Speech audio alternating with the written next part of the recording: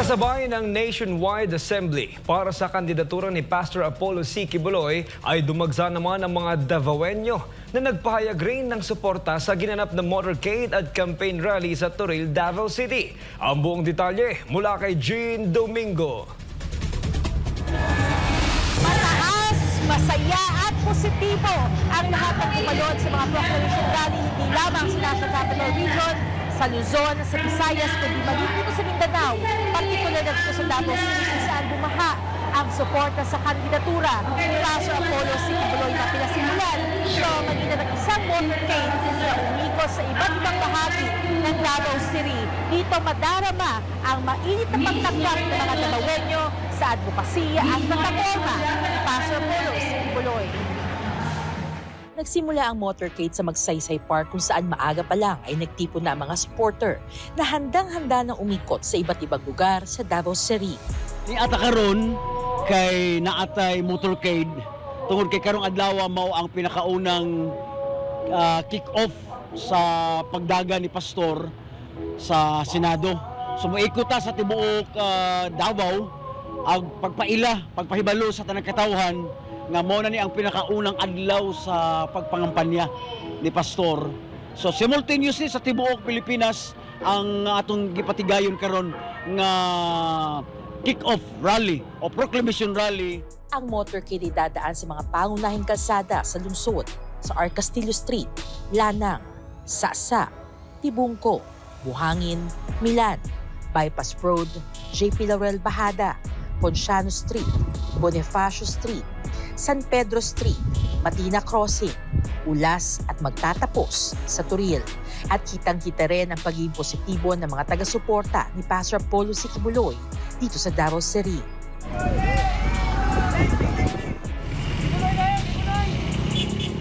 Narito kami ngayon sa Magsaysay para ipahayag ang aming suporta kay Pastor Apollo C. Quiboloy dahil kami ay naniniwala sa kanyang magagawa para dito sa ating bayan. Kilala namin si Pastor dito sa Davao, kahit sa buong mundo, alam natin kung anong ginagawa ni Pastor. Tumutulong talaga sa mga mahirap. Hindi yan totoo yung mga sinasabi nila. Kaya nanawagan ako sa buong Pilipinas na tulungan natin si Pastor, lalo na mga OFW. Dapat isuportahan natin si Pastor para makaupo sa Senado. Maganda ang palakad niya. Tingnan mo ang kanyang mga prayer mountain, yung mga ibang mga church. Makita natin kahit anong religion mo, ginaimbitahan nila Pastor. Support tayo, Pastor Quiboloy, Senator number 53 po. Kung matatandaan, si Pastor Apollo ay mula sa Davao, kaya naman hindi maiiwasan na malapit ang kanyang puso dito. At gayon din naman ang bawat Davaoenyo, kaya naman buo at walang patid ang kanilang ipinahayag na pagsuporta sa ating buting pastor. Handa po ako sumuporta sa kandidatura ni Pastor Apollo Quiboloy sa pagka-senador. Dahil unang-unang aking paniniwala isa si Pastor si Quiboloy na hinahanap at kailangan ng ating mga kababayan para mamuno sa ating bansa. Nakita na po natin sa kanyang KOJC, itong kanyang pinamumunuan na religious group, kung paano niya po napalago ang Kingdom of Jesus Christ.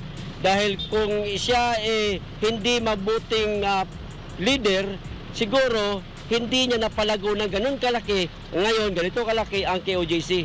Kaya dapat lang na isa siya sa mamuno para sa ating bansa. Kasabay din ng motorcade ginanap ang rekorida o yung pag-iikot ng mga taga-suporta ni Pastor Apollo upang ipakilala ang mga advokasya at kanyang plataforma hindi lamang sa Davao, kundi sa buong Pilipinas. Ganda talaga ng nangyaring motorcade sa Davao City. Talagang sinalihan ito ng maraming mga volunteers, no, for Pastor Apollo C. Quiboloy for Center Movement. Ang ganda ng reaction, talagang tuwang-tuwa sila, kumakaway sila. Positive po yung nangyari talaga. Matapos naman ang motorcade, nagkaroon ng assembly sa Toril Gym na isa sa 3 venue sa Mindanao. At kabilang na dito ang Digos at Tagum City, kung saan magtitipon at magkakaroon ng programa ang mga taga-suporta ni Pastor Apollo.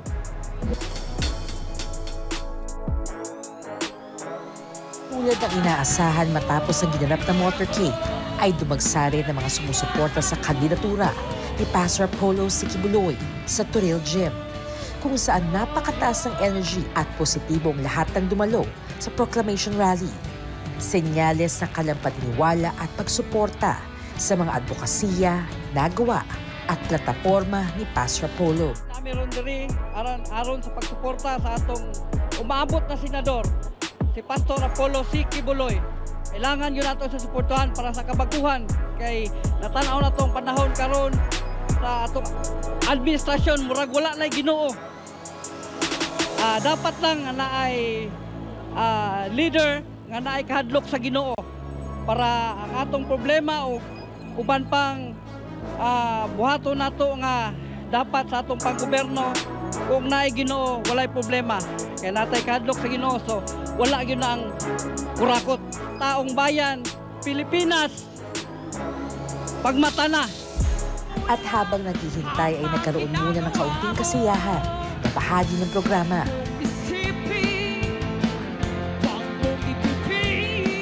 Natatali, tulungan natin na ang Pilipinas makabangon. Iboto Pilipinas kung mahal. Siya ang pinili ng may kapal.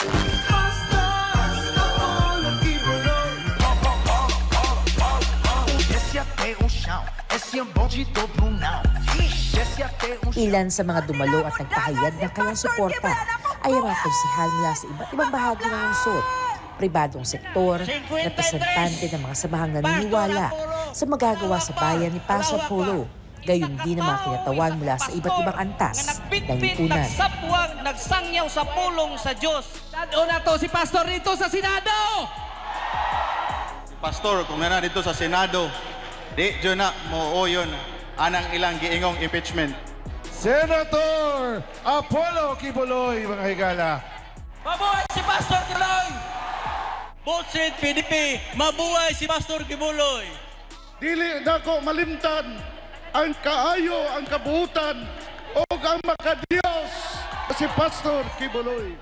Pagpunta ko dito sa proclamation ay isang bagay na dapat namin suportahan si Pastor Kibuloy. Hindi man kami member niya sa church, pero dahil sa mga advocacy niya sa mga tribo, sa mga blaan, sa mga tiboli at lahat ng tribo, nakita jud namo ang iyang kamaayo. So mo na murag matas among heart. Pastor, dadon ka na mo sa Senado 53, ikaw gyud ang among dadon. O lang gina Pastor from Jensen. God bless.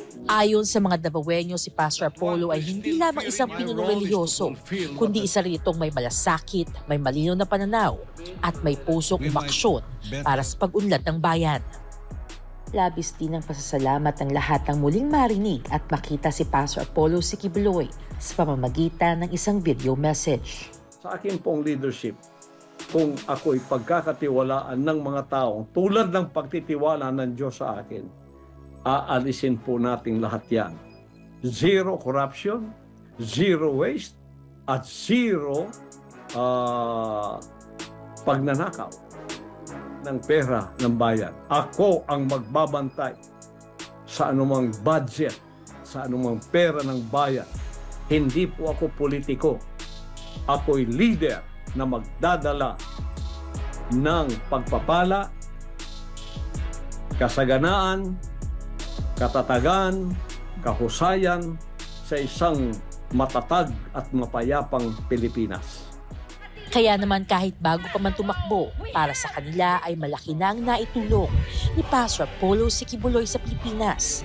Dahil bago pa man niya inanunsyo ang kanyang pagtakbo sa Senado, marami na siyang nagawa para sa bayan. Ang kanyang mga advokasya ay nagpapakita ng kanyang tunay na malasakit, di lamang sa kanyang mga nasasakupan, kundi maging sa bayan at sa bawat Pilipino. Pagkakaisa at pagsuporta di lamang ng mga Davaoenyo kundi ng bawat Pilipino ay nagpapakita lamang ng kanilang nagkakaisang mithiin na pag-unlad at pagbabago para sa bansa. Yan ang pinakahuling ulat mula dito sa Davao City. Ako si Jean Domingo para sa Diyos at sa Pilipinas kung mahal.